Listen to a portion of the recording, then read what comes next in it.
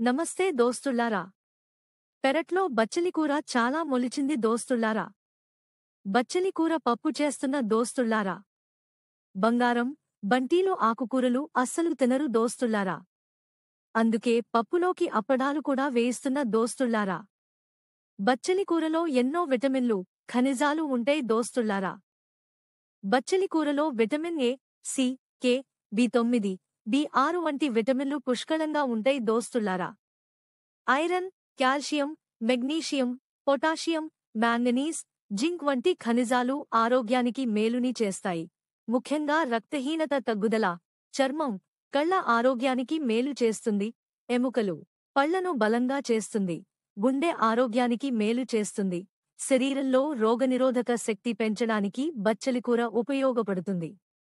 బంటి, బంగారం పప్పు చేస్తే ఎప్పుడు పప్పేనా అని విసుక్కుంటరు దోస్తుల్లారా.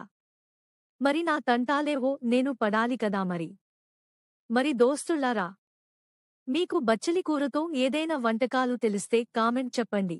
ఉంటాను దోస్తుల్లారా.